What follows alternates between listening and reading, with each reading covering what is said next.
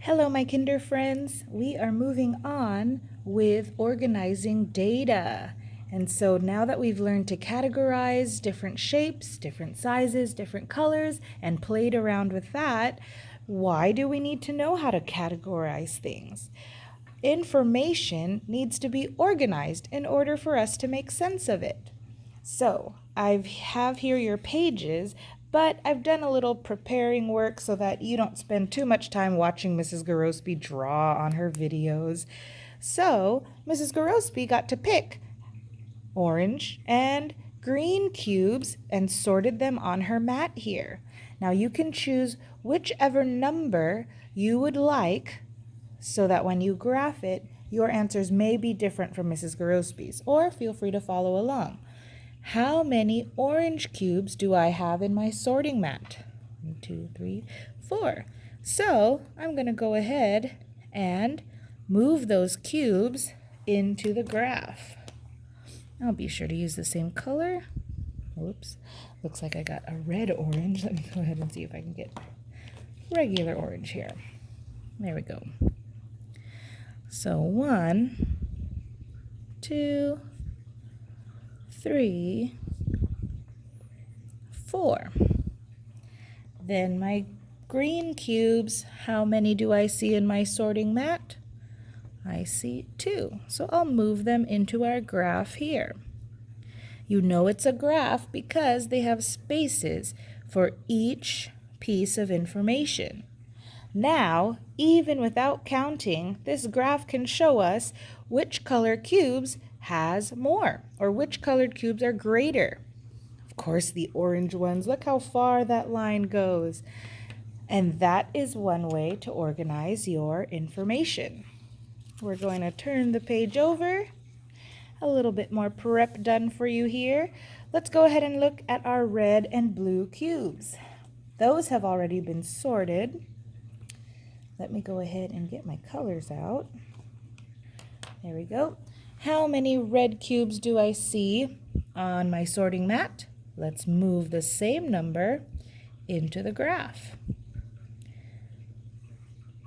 Then we have our blue cubes. I have 1, 2, and 3. I'll move those 3 into the graph. Information looks a lot nicer. Sorry, friends, wiggle, wiggle. Information looks a lot nicer when it is organized. Straight lines here tell us very clearly, even without counting, who has more cubes. The blue colored cubes. Now, just for extra measure, or to be absolutely sure, now we would like to count and write how many. So red, we have how many? 2. Blue, we have 3. So we have now shown 2 ways to show information. We have sorted them, then we organized it into lines, and our eyes can show us which has more and which is less than. Then we can also look at the numbers to tell us. Oh, whenever we see a 3, we know 3 is greater than 2. Let's go ahead and practice one more time with our green shapes here. I have my shapes sorted out. Remember, you get to choose how many circles do you want? How many triangles do you want? Then after you've chosen, we'll organize the information. 1, 2, 3, 4, 5. Make sure that the numbers match. And 1, 2.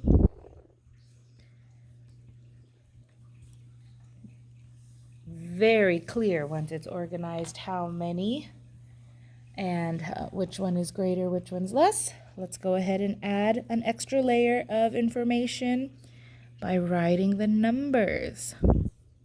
5 circles, 2 triangles. Organization complete. Our last page, my friends, I hope you have fun with because you get to choose the colors of the cubes. Now, I chose purple and green, kind of just inspired by the border here. So, let's see. Here's my purple, here's my green. I think I'm going to be really easy peasy and just put one little little cube that is purple.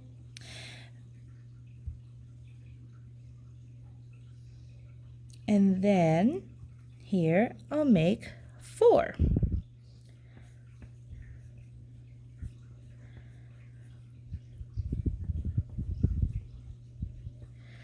All right, how many cubes do I have in my graph all together, no matter what color? 1, 2, 3, 4, 5. So with the 5 cubes there, they were split up into 1 and 4.